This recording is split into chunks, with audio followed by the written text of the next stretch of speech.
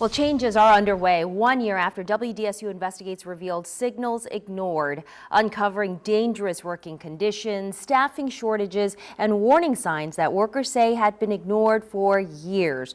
And for years, the workers responsible for keeping traffic moving across New Orleans operated out of FEMA trailers. Workers said that they were falling apart after Hurricane Katrina. Well, WDSU investigative reporter Cassie Sherm takes us inside the changes underway with the new administration inside City Hall.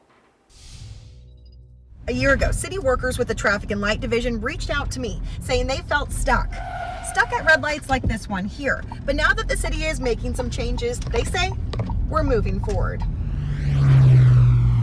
Flashing red traffic lights, signal knockdowns, and intersections across New Orleans grinding to a halt.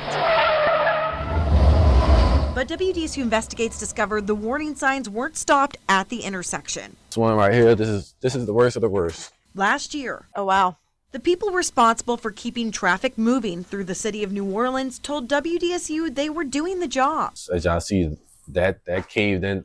It nearly missed the guy. He was standing right there under it, and it came down. From Katrina FEMA trailers falling apart after 20 years. When I came here, they was working on it, and they busted open, and they said, oh no, it's termite infested. And then they just left it open, and it never came back. Leaking roofs and broken AC. So there's no air conditioning in here? Currently, no. They fixed it, but it went out. I've been here every summer.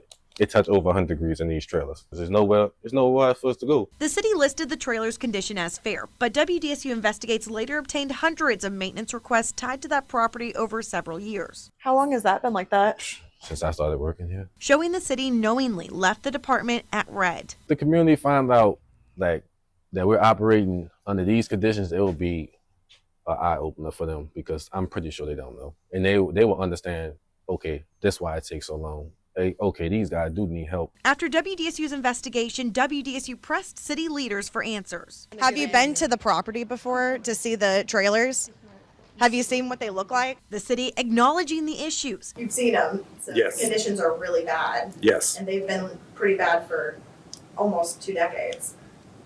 I can't speak for that, but I know they've been bad for a while. But workers say change didn't happen overnight.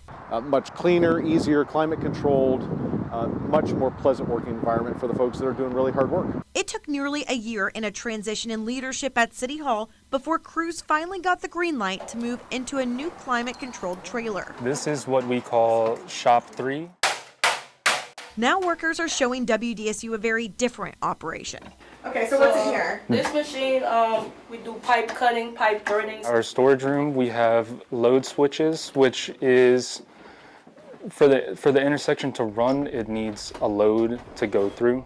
If it doesn't, then it will spark. You don't have to step over holes in the ground. You don't have to not use a trailer because it's raining. You don't have water falling on you and stuff. So you can get a lot more done comfortably and faster, because you're in a better space. They're hoping this new setup will attract more workers, as they only have 4 employees to address the more than 400 lights, when according to my research, a city of this size should have 22. It's really the reason why we don't get things up as fast as the people would like, but we do what we can, Getting to that next step of where we can proactively maintain signals before they go down is equally important, and that's where having the right facilities and being able to staff up, which we're working to do, is going to take us to the next level.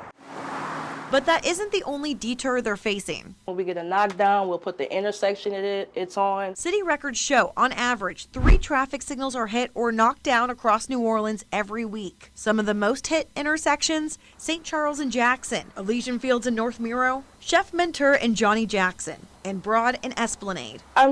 People think we just have a million signals just waiting around to be used, but they get knocked down more often than what you would think, and it takes a while to get it back up because we have to, as you can see, rebuild them, salvage what we can from the knockdown parts, and it just takes time.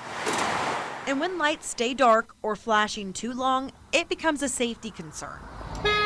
Tempers flare, and that's how you have accidents, so that's the thing we're trying to prevent. WDSU Investigates also uncovered another roadblock, an outdated traffic signal system that doesn't always alert crews when lights malfunction. Some of these boxes are stuff left over from prior to Katrina.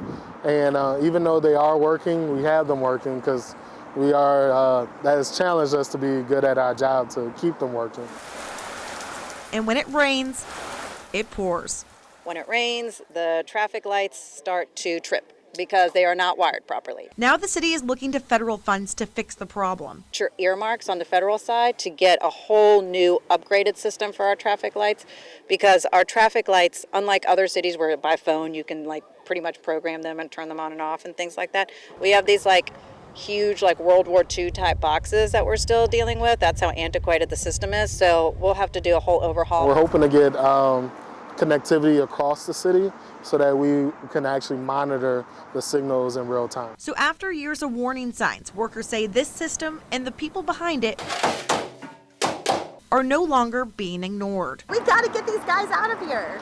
And we really appreciate you taking us on as a project. I know it wasn't a small one and wasn't an easy one, but you can definitely see the fruit of everybody's labor in these trailers. After years of warning signs, those tasked to keep the city of New Orleans moving say hopefully they're moving forward to fixing these lights quicker and more efficiently. Reporting here in New Orleans, I'm Cassie Sherm, WDSU Investigates.